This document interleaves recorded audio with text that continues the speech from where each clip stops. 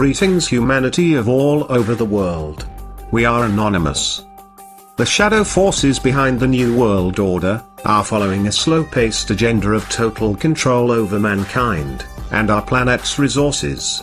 David Icke coined it the totalitarian tiptoe, because they are making very small steps towards our complete and definitive enslavement. As a result, the masses remain relatively unaware of the fact that their liberties are being gradually taken away, while the power of the New World Order octopus grows steadily. Somewhere near the very top of the pyramid, an extremely elitist organization known as the Council of the 13 Families orchestrates all of the major world events. As the name suggests, the council consists of the top 13 most influential families on Earth. An increasingly number of people is becoming aware that 99% of the Earth's population is controlled by an elite of 1%, but the Council of the 13 Families consists of less than 1% of the 1% elite, and nobody on Earth can apply for membership. In their opinion, they are entitled to rule over the rest of us, because they believe that they are the direct descendants of the ancient gods, and consider themselves royal. These families are 1. Rothschild, Bauer, or Bauer. 2. Bruce. 3. Cavendish, Kennedy. 4. De Medici. 5. Hanover. 6. Habsburg. 7. Krupp. 8. Plantagenet. 9. Rockefeller. 10. Romanov. 11. Sinclair, St. Clair. 12. Warburg, Del Banco. 13. Windsor, Saxe-Coburg-Gotha. Personally, I suspect that this may not be the complete list, and some very powerful lineages are still unknown to us. The Rothschild dynasty is unquestionably the most powerful, visible, bloodline on Earth, and their estimated wealth is around $500 trillion. They exercise their power through the world banking empire, which is almost entirely owned by them.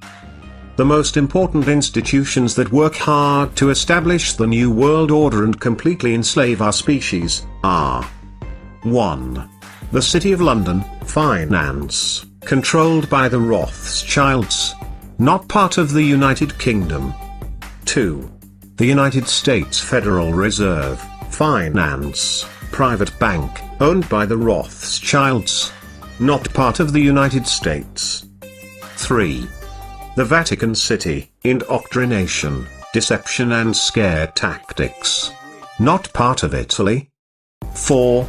Washington, D.C., military, mind programming, brainwashing and depopulation, not part of the United States. All of the above institutions function as individual states, operating under their own laws, hence, there is no court of law on Earth that could ever prosecute them. The multitude of secret societies in existence today operate as branches of a mega corporation, which is owned by the Council of the 13 Families. Even though they have been handsomely rewarded for their work, the members of these secret societies are not members of the elite bloodlines, they don't know who their masters are, and they have no idea what the real agenda is. Another mass enslavement tool that they are using against us is the so-called educational system. Schools are no longer what they used to be, and children are learning to memorize without thinking, and obey without questioning. In fact, this established educational system is extremely expensive to keep operational, and obsolete in the age of the internet. Why obsolete? You may ask. Because the internet gives us free access to almost infinite amounts of information. So why are we still paying huge amounts of money for governmental education? Because the world's elite require that our children learn conformity and inside-the-box thinking. Mankind's faith is hanging in the balance right now, as the control of the New World Order octopus spreads. On the one hand, we are very close to our complete enslavement, while on the other hand, we could easily crumble to the ground their pyramid of power, by simply uniting against their deception in a peaceful revolution of minds, hearts and souls.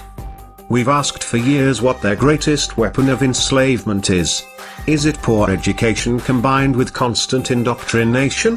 Is it the fear generated by religion?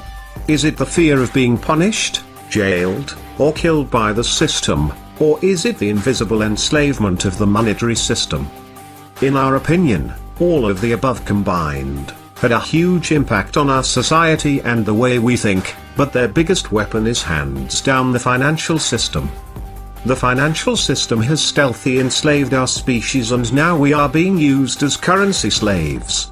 We all work from 9 to 5 every day, in boring and depressing environments, not stimulated by anything creative or constructive. In most cases, the sole motivation for going to work is the next paycheck, and no matter how hard we work, we never seem to have enough money. Have you ever wondered why megacorporations reaping billions a year in profits pay dozens of millions to their CEOs, and as close as possible to the minimum wage to the rest of the employees? This has been carefully designed, because a person that is constantly on the edge will never have time for self-education, introspection, and eventually, spiritual awakening. Isn't this our main purpose on Earth? To become spiritual beings, and by spiritual, we obviously don't mean religious, and complete the incarnation cycle.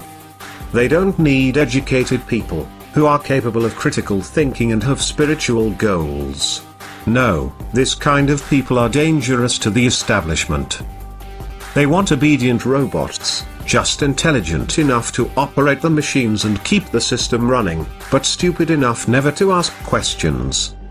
All of the world's biggest problems have their roots deeply embedded in the financial plague. Wars are profitable, diseases are profitable, Earth's plundering is profitable, human slavery and inhumane working conditions are profitable.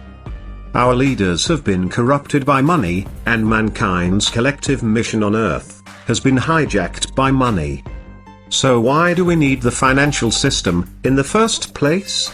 Actually, we don't need it, at least, not anymore. The planet doesn't charge us a cent for using its natural resources, and we have the technology to extract them without physically working a day. More to the point, there are brilliant minds out there, discussing the concept of a resource-based economy for decades. One example is Mr. Jack Fresco, a brilliant industrial designer and social engineer, who spent most of his life designing the future. The cities proposed by Mr. Jack Fresco will be built by autonomous construction robots and will be eco-friendly and self-sustainable, earthquake and fireproof. Other people are already discussing the transition plan towards the economy of the future, where money are no longer required, and all individuals will be offered the best conditions to reach their highest potentials, all for the benefit of our species as a whole. So, our question is, are we ready to embrace the future and escape the control of the elite in a world without money? Or are we going to allow the New World Order plan to happen? We are all anonymous by default. United as one. Divided by none. To the rich, greedy, filthy slave creators. You will be removed. Expect that.